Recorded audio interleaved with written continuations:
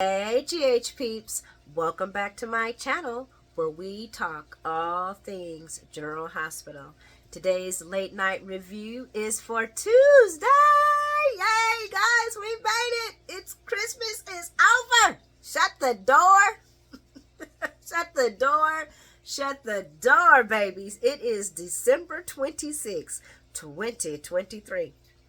And hoping you guys, it's late.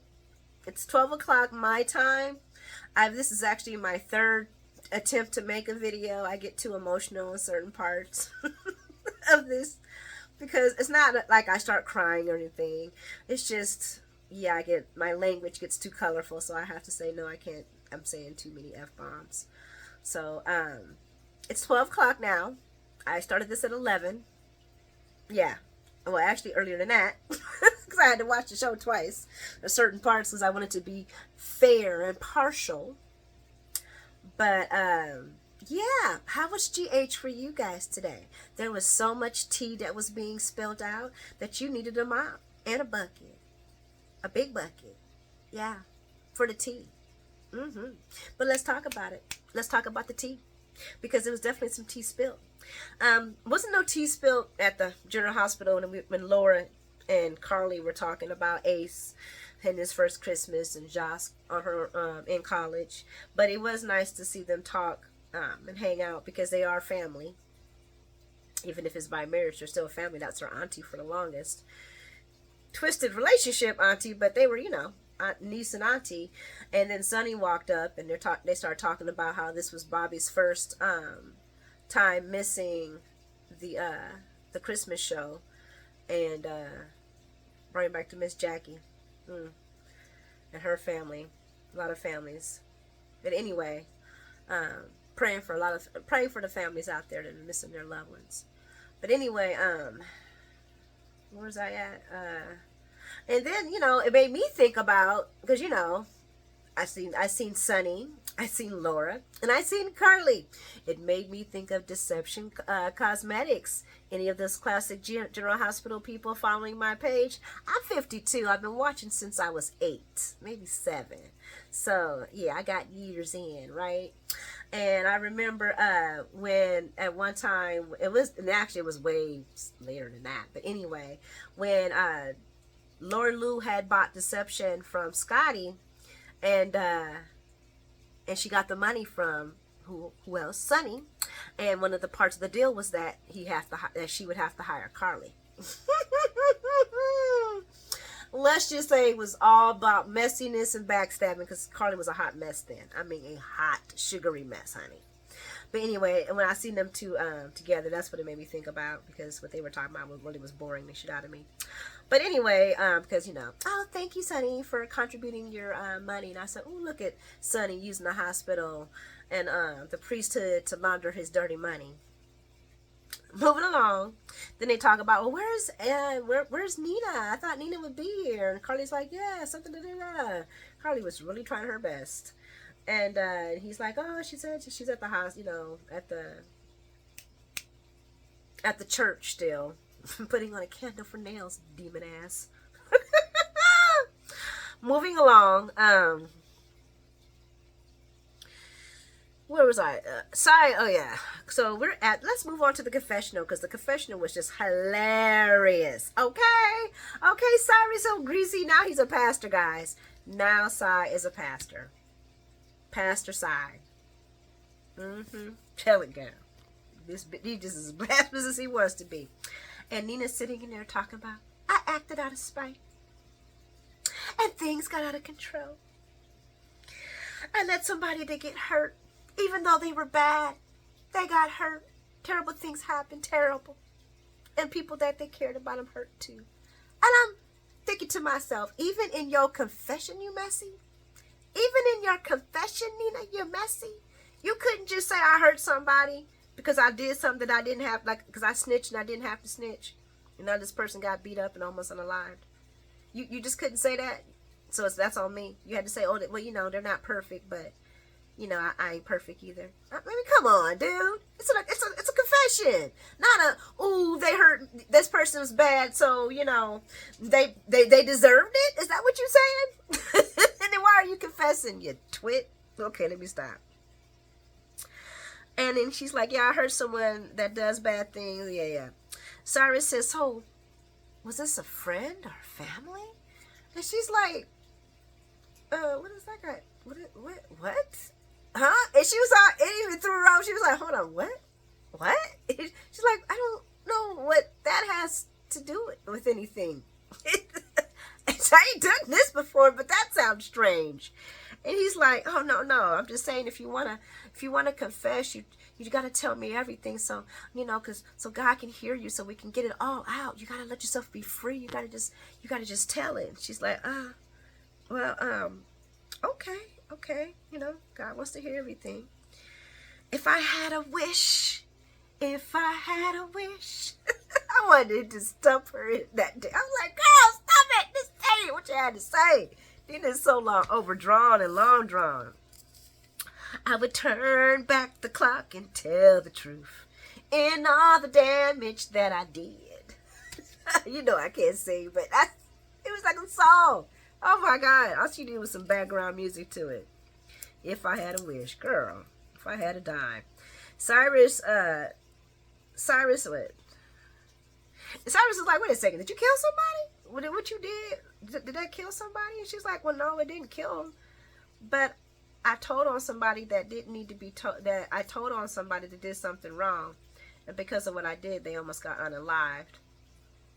And then I let the innocent person take the guilt, take the blame, because I'm nothing but a coward. That right there, I was like, okay, that's big. I was thinking, oh, Nina, she's really serious about this, I mean, she started off really bad with what she said, not bad, but was kind of weak how she, tried to do that apology like that. But yeah, you're right, you is a coward for that, because now you got people getting blamed for your mistake, you know what I'm saying? And I just really need to fix this, because everybody should be angry at me. And he's like, well, then you need to confess. You need to tell what happened. You need to say what you did. Oh, no. I want to stay a coward now. I didn't say I wanted that. No, I'm going to stay a coward. I don't want to lose my family and my friends. He says, well, then you don't want redemption. Because the only way to redemption is through confession. And if you ain't going to confess, you can't be forgiven. Which in truth is true. And he said, remember, you're not alone. God is walking with you. Okay, Pastor Si. Okay, Pastor Si. And she's like, thank you, Father. I won't forget. And he smiles as she's walking out and says, neither will I. Now, as many times as I have seen all these shows where they go to the Catholic confessionals, I would have been like, wait a minute, no Hail Marys, no nothing. You don't really go do no penances. What? That's it? Hold on, bro. Hold on. Can I talk to you when we get out this door? I just want to make sure I did the right thing. I ain't making fun of confessions. Catholics, don't come for me. I'm just saying, I would have been questioning all of that. Anyway, Nina heads off to General Hospital because now she's feeling all alive and free. Like, yeah, I'm confessed. I'm going to tell it all now. Cyrus runs into the priest looking for Nina. And Cyrus lets the priest know that he did see somebody leave. That was a lady. Cyrus then asks the priest about how does he do it? How does he take in all these souls and let them unburden themselves of their guilt? I'm like, oh my goodness. Hi. And then he's like, well, man, are you talking about yourself or anybody else? He says, oh no, not me. I have nothing to unload. Really? Okay, drug dealer. He says, well, confession is good for the soul. That's what the priest tells Cyrus. And then Cyrus says, oh, okay. So then if Nina doesn't confess, then I will do it for her because it's good for her soul. Cyrus is like some greasy, oily snake salesman. And I'm here for the juiciness, honey. I am here for it. All right, guys. So this was the part where I fell apart on. And this is the forgiveness scene. Because it contains two characters. One that I care a lot. I don't care about. But this one is my favorite. That's Carly. I am not going to lie. Carly is my favorite. In all things. I love Carly. Twerry babes. Twerry babes. Carly babes. But I will call Carly out on her stupidity. And there was some parts in this forgiveness that I was just like, Carly, you just shut the fuck up. Shut the fuck up. You're your worst fucking enemy. But at the same time, it's coming from a woman that slept with her husband, and maybe that triggers me. And y'all can say, oh, Trey, you're taking it personal. No, I never liked Nina. I didn't like Nina when Nina was beaten back, acting like she couldn't walk and was playing everybody in the hospital. But I like that Nina because at least you know that. I guess this Nina is good for the high risk part, but she needs to go ahead and be a high risk and leave these other folks alone because she doesn't fit the scenery. I just think she's never held herself accountable, and a lot of people have said that. So it's just whatever. She never held herself accountable. It's always somebody else. She's always a victim. It drives me. I don't like anybody. That's why I have a problem with Elizabeth. Elizabeth. Y'all know Weber is a constant victim. She's been a victim since that child was born. She's been a victim. Ugh, I can't stand a person that wants to be a victim forever. But moving along, because this is what happened in the last time. Okay, so Nina's like, Nina's like, I was at the church thinking about Nell and what could have been. And I'm like, what could have been? What could have been? Okay, you, Nina, had a problem with Nell and she worked for you. You caught Nell in all kind of foolishness, tried to stir her the right way. Do you think just because you would have told her that you were her mother, that would have made anything fucking matter? She would have just used your stupid weak self and had you using your money to really make Michael's life a living hell.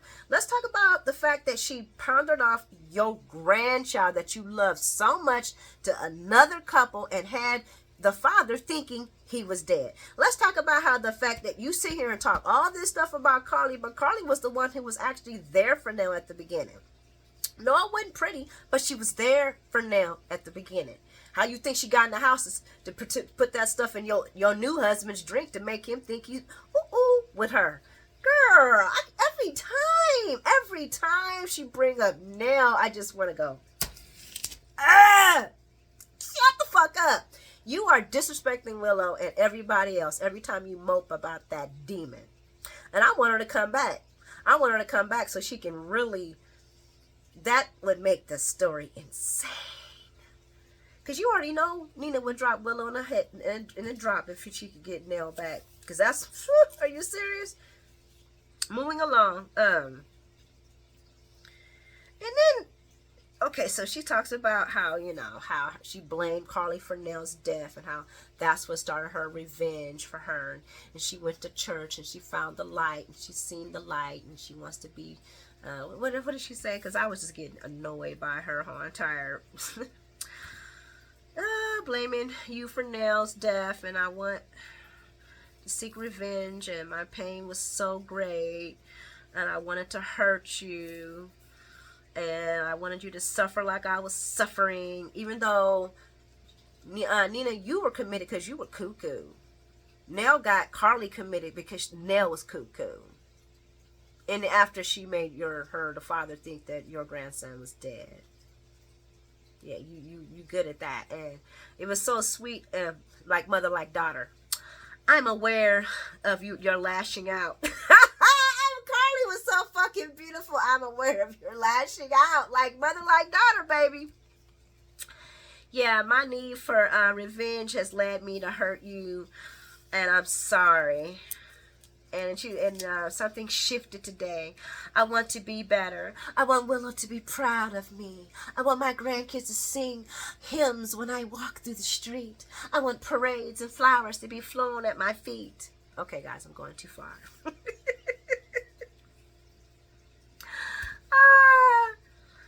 I have, but I'm still broken.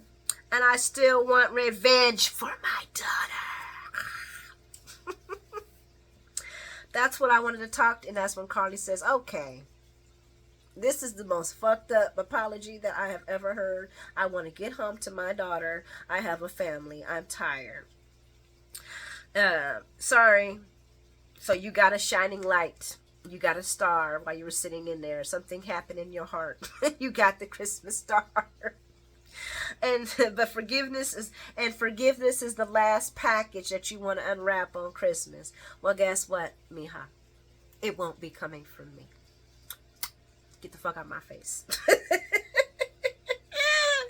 It is just, wait a second.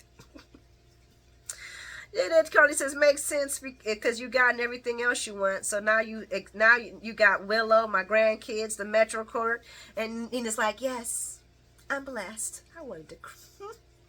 Okay, keep together, Tori. Well, at least you're not going to insult me, acting like you don't see it. So why not? Yeah. So basically, Carly calls around and says, "So you think because now you did all that, you did your song and dance, you little cry me a river. I'm supposed to not owe you a forgiveness. I owe you this now. That you did all this song and dance, I owe you. I have to accept your apology. Girl, bye. Take your apology, wrap it up in a pretty bag, and shove it up your ass." That's basically what she said. I'm not going to get too much into it. She told her she was entitled. You think you're entitled because you're getting everything you want. Bitch, you took my husband, my hotel. I got to watch you with my grandkids, hugging on and kissing them. I got to bite my tongue till it bleeds so that I can be nice and play nice for Donna and Avery's sake because it keeps him happy and everybody's happy. But Carly ain't happy, guys. Okay? And I don't know. Does she think she really loves Drew? I don't think she loves Drew because I seen Carly was about to start crying. And I was shocked by that. And maybe I was wrong, but them eyes was red rimmed. She played the hell out of that part right there. Because she was just sounding like, I'm tired, bitch. I got to go home to my kids and my family and enjoy what left of Christmas I got. Her man ain't even there. And you talking about all this shit, bringing up all. And then it brings up, oh, and you know, I got my family now. And I got my grandkids. I'm so blessed. And then I'm thinking about you. And your SEC problems and your financial woes. I'm like, this was the worst apology ever. Y'all let me know what y'all think in the comments. I'm not going to spend too much time on it because if I go there, I'll go crazy. And I'll have to do another video. And I'm not doing another video. I want to go to bed. So y'all let me know what y'all think about. I'm just going to moving past it. I gotta move past it because if I don't, I'm going to scream. Y'all let me know what y'all thought about that, though. Let's go on to Spencer and Trina. So they didn't put little Ace to bed, and Spencer's thinking that Esme has got to change her heart, and Trina is thinking that somebody's changing Esme's oil. Moving along. Meanwhile, Esme is at the parapet remembering everything, guys. About the revenge porn, about confronting Trina, about Trina, damn it, about Spence choosing Trina over her, about confronting Ava slapping the dog taste out of her mouth when she mentions Kiki's name, about that one time when she said womb to the tomb. She said that about her child, guys. You know, y'all, oh, she's such a great mother. Womb to the tomb. That's what she said. I don't care, memory or not. I don't care. She's the devil. She was the devil then. Now to me, she was just the devil with a prettier grin and a good mommy role. That's about it. She was still the devil. Devils don't change their sheep just because they mind change. That don't take away nothing. That's some BS right there. Where was I at? Anyway. Then she remembers the fire being a bad idea. Then she remembers, then she calls, she remembered him choosing, Spence choosing Trina. I love that part. Then she calls Spence, who's kissing and chilling with Trina on the couch. And he's like, I need to talk to you. And then she pauses. And he thinks it's about Ace and what's going on. And she's like, no, that's not what this is about. And then she hears Trina in the background. She says, oh, I see that you're with someone. I'll make it quick. And then Trina was being messy. And this is where I was like, okay, young lady. That's the mother of this child. She has the right to call and check in. She can call every hour if she wants to check in. He is a baby and he did get kidnapped. So I wouldn't say call every hour, but her calling and checking on her son is adequate and smart. So I think Trina is being just a little too bitey. Need to chill that out. I don't like how they're making her become all like that. That's just, to me, was a little too much. Let me know what y'all think about in the comments about that. But I thought it was a little too much. But anyway, and then she gets irritated because she keeps hearing Trina. And she's just like, you know what? I just wanted to tell you, which I didn't care that she was getting irritated, but I was getting irritated by it. I just wanted to tell you that, I just wanted to call and tell you that Ace can just go ahead and spend Christmas morning with you, and I'll get him in the morning. And Spencer's like, are you sure? Are you sure about that? She's like, yeah, I'm sure. And he's like, oh, okay. So he's, of course, he's happy. He gets his brother and his lady, to, you know, of course she has to go home. Because I gotta go home because I'm 19. I'm 12 and I gotta go home for Christmas.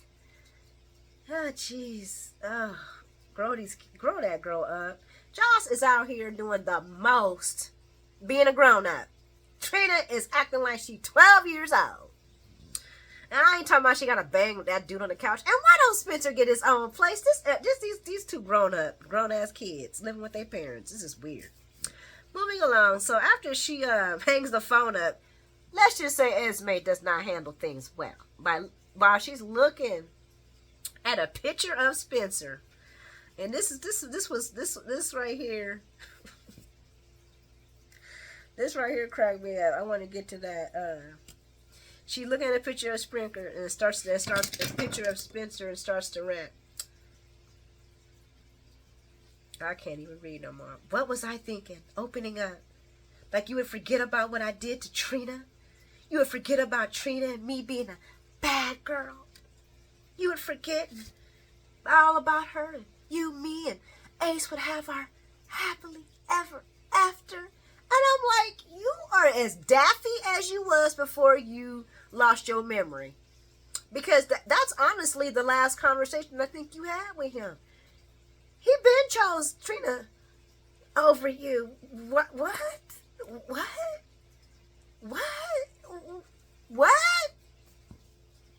Girl, you better ask all them girls that had babies by men thinking they could keep them. Moving along. You only care about her. You only want to protect her. Of course. Because Trina ain't a conniving daddy fucking hoe. You fucked his daddy. You fucked his daddy. Where is the vision of you fucking his daddy?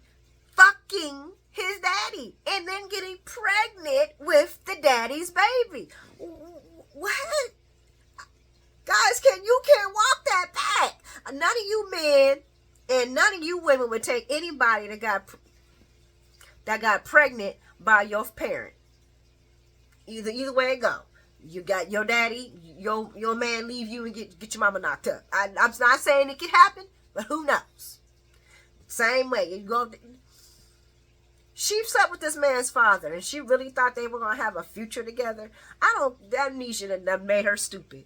Well, Alexa should not be trusting her around nothing if that's how her common sense is. Anyway, I was just like, girl, shut the hell up and be evil. And if I tell you that I remember, and then she's like, here's somebody. Oh no! And then she takes off, leaving a glove. So of course, where did she go? To Daddy's grave, because that's Daddy's girl. And she's talking about what could have been, what didn't was, what he didn't show her, what he should have showed her. And I'm like, see, Esme, girl, stop. I can't tell anybody I got my memory back except for my psycho, mad, crazy, killing parents who would encourage me not to tell anybody. Of course you can't tell. They say the loneliest night is on Christmas Eve. And here I am talking to my serial killer dad. Yes, desperate. That's what I am. It should be so easy to be good. But you never showed me. And I'm thinking to myself, didn't you have a whole nanny that was good to you? That showed you love? There was somebody that showed you love, Esme. You know what? It'd be better written if Esme was Nina's daughter. I'm just saying because they both like playing the victim. Because Esme is the biggest victim in the... No, I'm sorry. Nina's right up there with her along with Nell. Nell, Nina, and Esme. Any. I think Esme is the better daughter than Willow. I'm just saying. I think they mixed the blood things up. I think Esme is the real daughter of Nina. That'd be perfect. Then she says, guess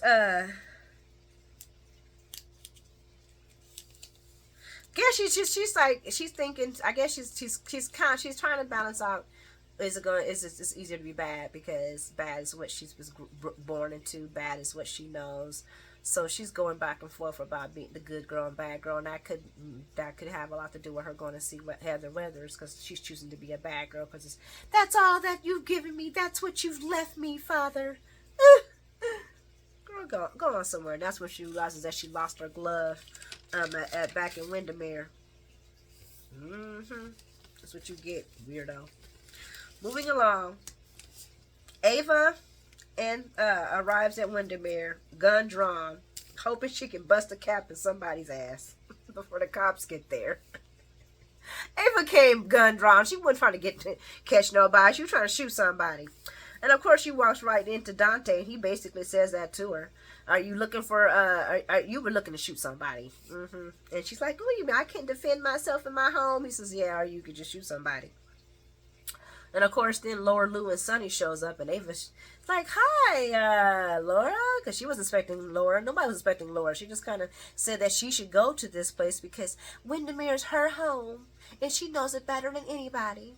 I'm like, so does Ava. But anyway, so the looks that that Ava was shooting Sonny about behind Laura's back was hilarious, though.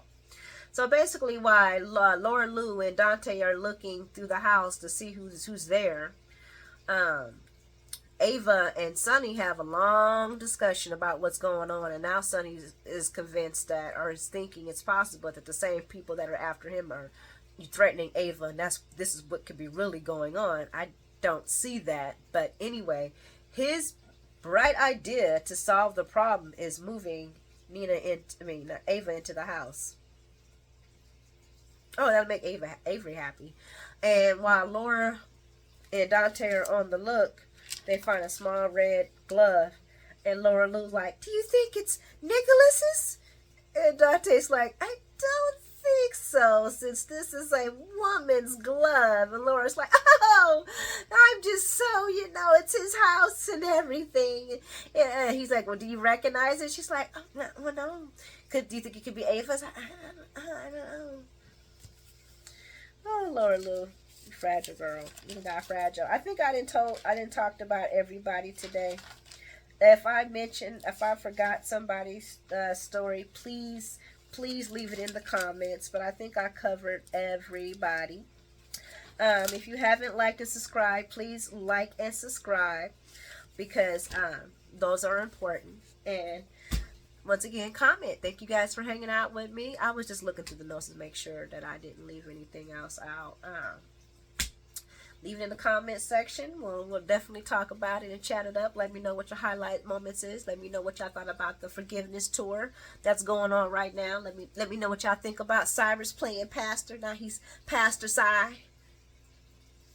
You guys have a blessed night, and I'll see you in the morning.